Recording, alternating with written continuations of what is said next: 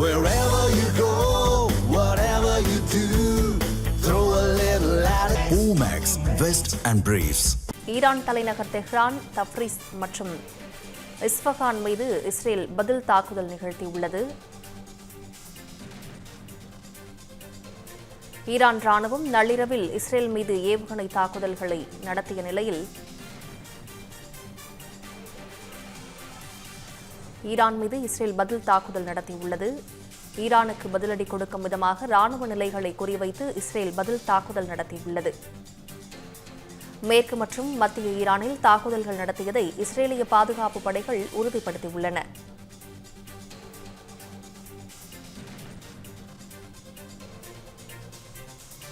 இதுகுறித்த கூடுதல் தகவல்களை மூத்த துணை ஆசிரியர் ஜோ மகேஸ்வரன் வழங்க கேட்கலாம்.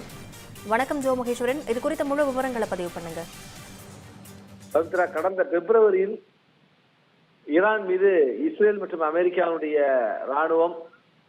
ராணுவத்தினுடைய கூட்டு நடவடிக்கையாக வான்படை தாக்குதலை தொடங்கியது. பதிலடியாக ஈரானும் இஸ்ரேல் மீதும் சுற்றி இருக்கிற நாடுகள் குவைத், கத்தார் உள்ளிட்ட நாடுகள்ல இருக்கிற அமெரிக்க ராணுவ தளங்கள் மீது பதிலடி தாக்குதல் நடத்தினாங்க.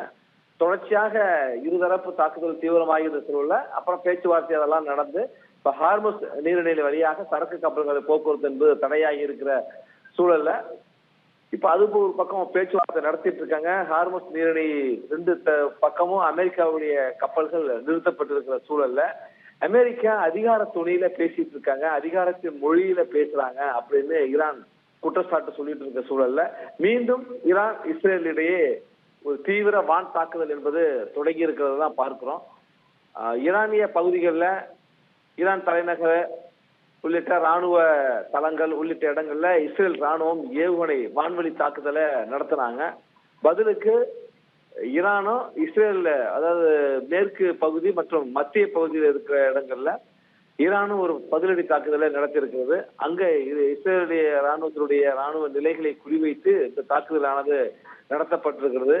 இப்போ ஒரு 3-4 மாதங்கள் ஒரு இடைவெளி பிறகு மீண்டும் இரு நாடுகளுக்கு இடையே நேரடியான ஒரு வான்வெளி தாக்குதல் என்பது நடைபெற்றிருக்கிறது. இஸ்ரேல் மீதான ஈரானுடைய தாக்குதலை ஈரான் மக்கள் ரொம்ப உற்சாகமாக கொண்டாடி இருக்கிற அந்த காட்சிகளும் செய்திகளும் வெளியாகி இருக்கிற சூழல்ல ஈரானுடைய தலைநகர் தெஹ்ரான், தப்ரிஸ், இஸ்ஃபான் உள்ளிட்ட பகுதிகளில் இஸ்ரேலையும் ஒரு தொடர்ந்து வான் தாக்குதல் நடத்திக்கிட்டே இருக்காங்க.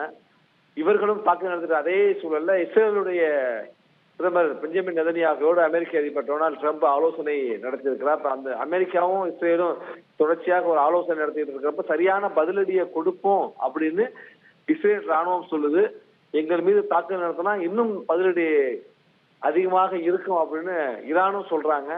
அதிகார மொழியில ரெண்டு நாடுகளும் பேசுறாங்க அப்படிங்கிற குற்றச்சாட்டையும் வச்சிருக்கிற சூழல்ல தாக்குதல் இப்ப தொடங்கி இருக்கு. ஏற்கனவே பிப்ரவரியில தொடங்கி விட்டு நடந்துட்டு இருக்க தாக்குதல்னால நம்ம இங்க உலக நாடுகள்ல கச்சா எண்ணெய் விலை உயர்ந்திருக்கு. கச்சா எண்ணெய், பெட்ரோல், டீசல் பொருட்களுடைய தட்டுப்பாடு ஏற்பட்டிருக்கு, விலை உயர்வும் ஏற்பட்டிருக்கு. இப்ப கேஸ் சிலிண்டர் கூட உயர்ந்திருக்கிற சூழல்ல மீண்டும் ஒரு வான் தாக்குதல் தீவிரமாக இருக்கிறதுனால இந்த 2 நாடுகளோடு இது நின்று போற விஷயமாக இல்ல.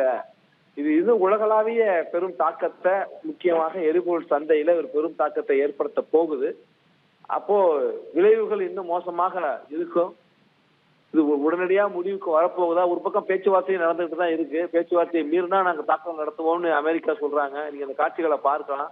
ஆனாலும் பதில் தாக்குதல் என்பது 2 பக்கமும் நடந்துகிட்டு இருக்குங்கிறது இப்ப அண்மையில வர செய்திகளை உறுதிப்படுத்தி கொண்டு இருக்கு. பவித்ரா,